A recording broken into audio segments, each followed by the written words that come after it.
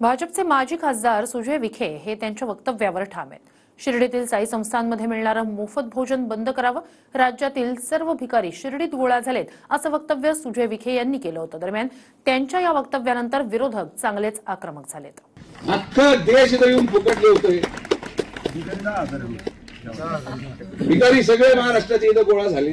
भिका मागत वाचवा वाचवा हे भाजपच्या दारामध्ये आहेत, आधी ते भिकारी थांबवा। शिर्डीमध्ये सुजय विखेंनी रविवारी केलेल्या एका वक्तव्यानंतर चांगलाच वाद निर्माण झालाय। विखेंच्या या वक्तव्यानंतर विरोधकांनी सबुरीचा सल्ला देत शरसंधान साधलंय। महाराष्ट्रामधील सर्व भिकारी शिर्डीमध्ये गोळा झालेत असं वक्तव्य सुजय विखेंनी केलं होतं।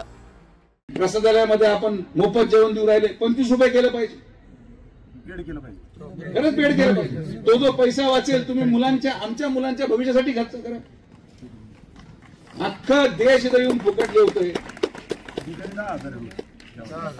भिकारी सगळे महाराष्ट्राचे इथं गोळा झाले। कृपया करून प्रसादालयामध्ये मोफत जेवण हे आपण बंद करावं, ही माझी आपल्याला हात जोडून विनंती आहे। आणि ग्रामस्थांसमवेत मीटिंग घेऊन निश्चित आम्हाला आंदोलन करायची वेळ आली तरी आम्ही करणार। निवडणूक हारल्यापासून दुर्बुद्धी सुचायला लागली, त्याला सुबुद्धी देव अशी साईबाबा चरणी प्रार्थना करतो। आणि अशी सुबुद्धी द्या की असे वक्तव्य पुन्हा त्यांच्या मुखातून येऊ नये। म्हणजे दान पेटीमध्ये दान टाकणारा माणूस जर तोंड घास खात असेल तर त्याला भिकारी म्हणत असाल।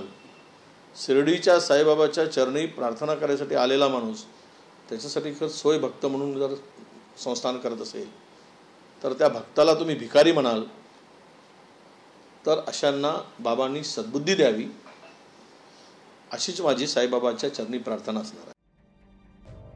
सुजय विखेंनी रविवारी केलेल्या या वक्तव्यानंतर वडील राधाकृष्ण विखे पाटलांनी दिलगिरी व्यक्त केली होती। मात्र त्याच राधाकृष्ण विखेंनी आता पुत्र सुजय विखेंची पाठराखण करत विरोधकांवर टीकास्त्र डागलंय। साई भक्तांचा अनादर करायचा नव्हता किंवा साई भक्ताबद्दल काही बोललेलं नाही डॉक्टर, आधी स्पष्ट भूमिका मांडलेली आहे। पण मला वाटतं एकदम आपण ते काही साई भक्तांना उद्देशून भाषण केलं, त्यांनी उल्लेख केला म्हणून तो गोंधळ थोडा गैरसमजुतीने गोंधळ झालेला आहे। बाकी त्यांनी जी भूमिका मांडली ती अतिशय योग्य आहे आणि ती शिर्डीकरांची भूमिका आहे। मला वाटतं शिर्डीकरांच्या जागेवरून हा विचार केला पाहिजे की काय वस्तुस्थिती आहे। सगळे भ्रष्टाचार भिका मागत वाचवा वाचवा हे भाजपच्या दारामध्ये आहेत, आधी ते भिकारी थांबवा। भारतीय जनता पक्षामध्ये आज जे सगळे भिकारी गेलेले आहेत, आमच्याकडून, काँग्रेसकडून, राष्ट्रवादी काँग्रेसकडून, ते भिकारीच आहेत ना। तो बेचारे वो गरीब वहाँ जो खाने को जाते हैं उसके ऊपर क्यों आप इस प्रकार से हमला करते हो? आप उनको खाने को दीजिए, रोजगार दीजिए, काम दीजिए, दाम दीजिए, उनके MSP दीजिए, वो भीख नहीं मांगेंगे और खाने को नहीं आएंगे। महायुतीमधील मंत्री महोदयांनी सुजय विखेंच्या वक्तव्याचा निषेध करत साई भक्तांचा अपमान केल्याचं म्हटलं होतं। मात्र त्याही मंत्र्यांचा सूर आज बदलल्याचं पाहायला मिळालं। सुजय विखेंचा मला स्वतः फोन आला होता, आताही ते कार्यक्रमामध्ये माझ्या बरोबर होते। त्यांनी सांगितलं की काही लोक हे बसच्या माध्यमातून किंवा ट्रक्सच्या माध्यमातून या ठिकाणी शिर्डीमध्ये येतात आणि व्हाईटनर वगैरे अशा प्रकारच्या नशा ते लोक करतात आणि त्या लोकांना पायबंद घालावा हा माझा उद्देश होता। भाविकाचं कोणतंही मन दुखवण्याचा माझा हेतू नव्हता असं त्यांनी स्पष्टपणे मला सांगितल्यामुळं मला वाटतं साई भक्तांचा अपमान करणं हा त्यांचा हेतू नसावा आणि नसेलच।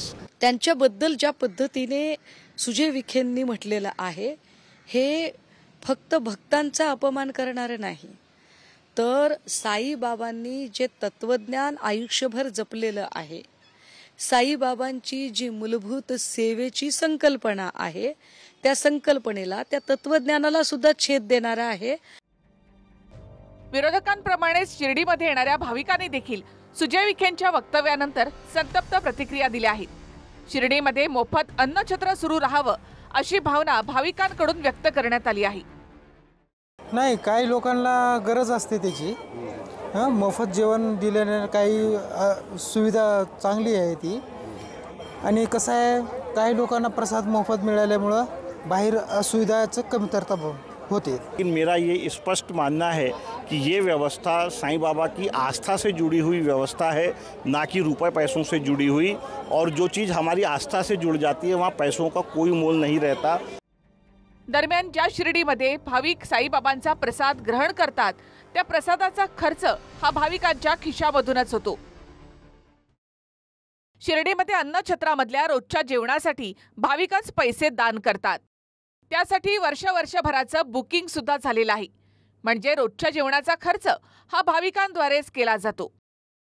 शिर्डीमधल्या अन्नछत्रामध्ये सामान्यतः दिवसाला 50 ते 60 हजार लोक जेवतात आणि सणासुदीला हा आकडा 80 हजारापर्यंत जातो।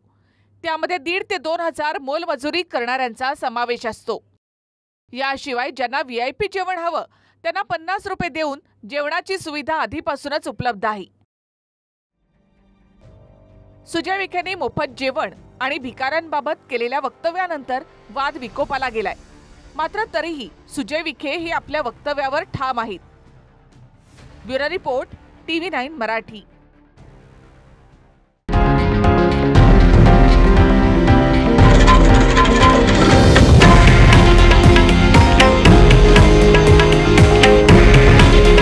हे आहे देशातील नंबर 1 न्यूज नेटवर्क आणि आपण पाहत आहात TV9 मराठी।